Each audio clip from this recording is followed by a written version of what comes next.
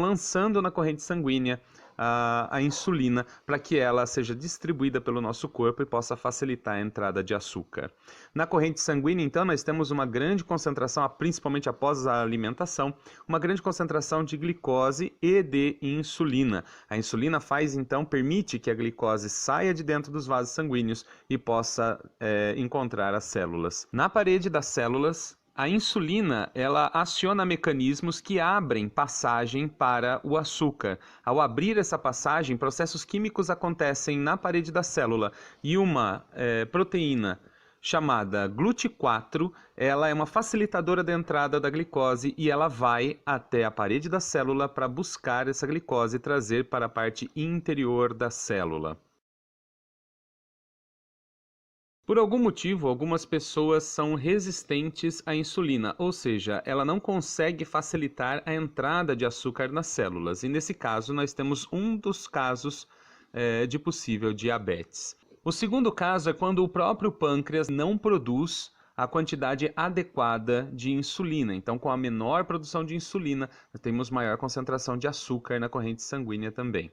Esses dois casos, tanto da resistência à insulina quanto da baixa produção de insulina, são considerados a diabetes tipo 2, que não é insulino dependente, ou seja, a pessoa não precisa tomar a insulina.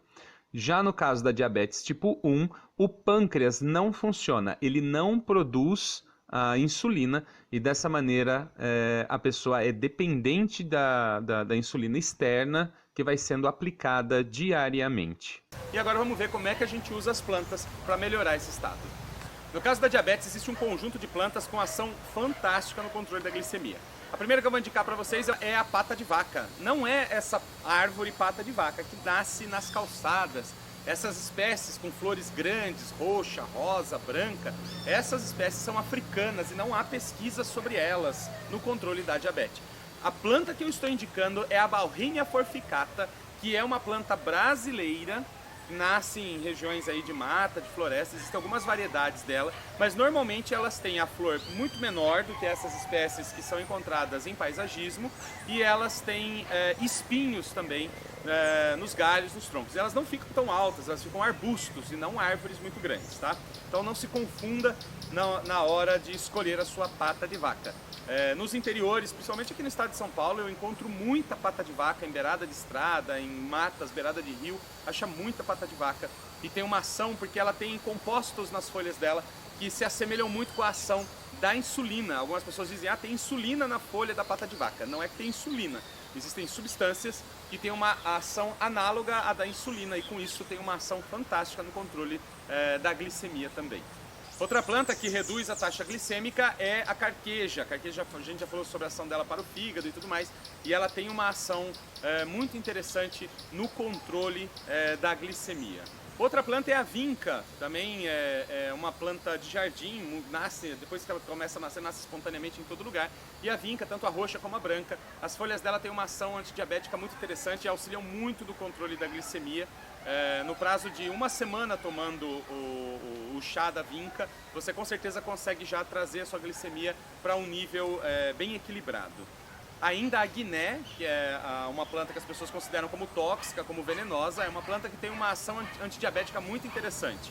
Ela baixa expressivamente as taxas de glicemia, tem até que tomar cuidado aí na dosagem que você toma, fazer o chá sempre seguindo a recomendação de 1 colher de folhas picadas para cada xícara de água, porque senão ela pode causar uma hipoglicemia em você e aí já não é um efeito desejado.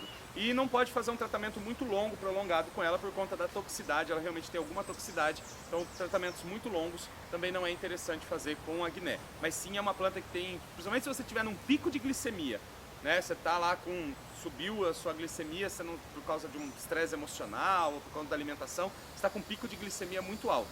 Então você toma um chá de guiné e ela traz a sua glicemia para o nível normal com muita eficiência. Ainda as flores da romã têm uma ação também, elas baixam 60% o índice de glicemia.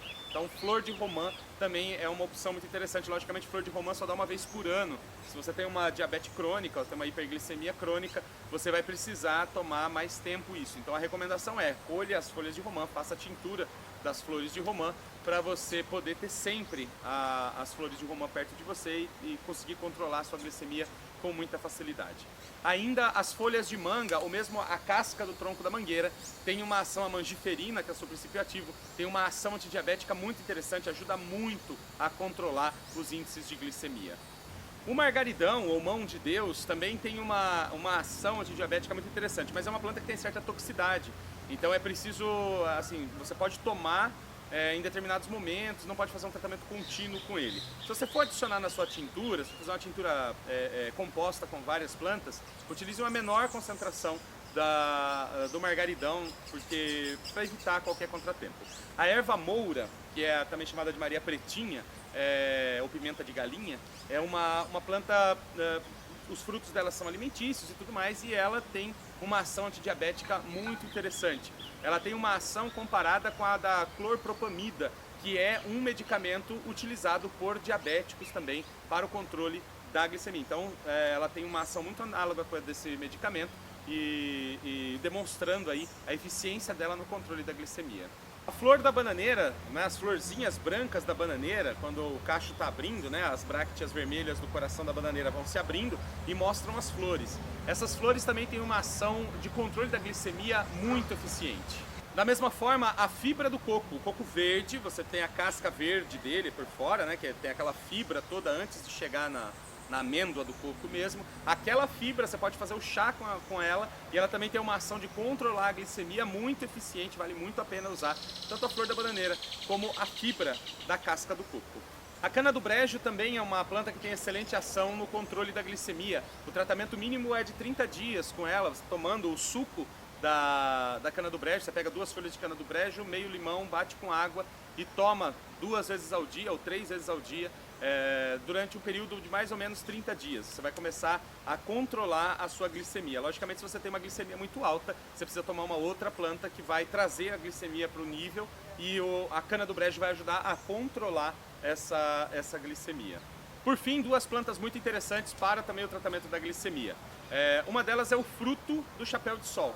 Chapéu de sol, que aqui no litoral a gente chama de chapéu de sol, mas no interior pode ser chamada de 7 copas, amendoeira, castanheira, castanhola, depende da região onde você está. Os frutos dela, que às vezes são brancos, às vezes são amarelos, às vezes são vermelhos, são muito consumidos por morcegos principalmente. Esse fruto, né, essa parte comestível dele, você pode fazer o suco com ela e você vai ter uma ação de controle da glicemia muito eficiente também.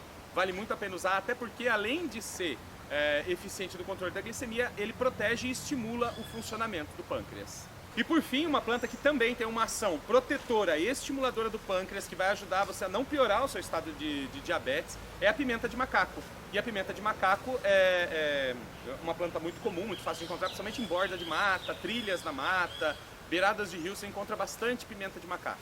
É uma planta da família da pariparoba. E ela tem essa ação, então, tanto de controlar a glicemia, quanto de proteger o pâncreas para que ele não se degenere e de estimular o funcionamento do pâncreas.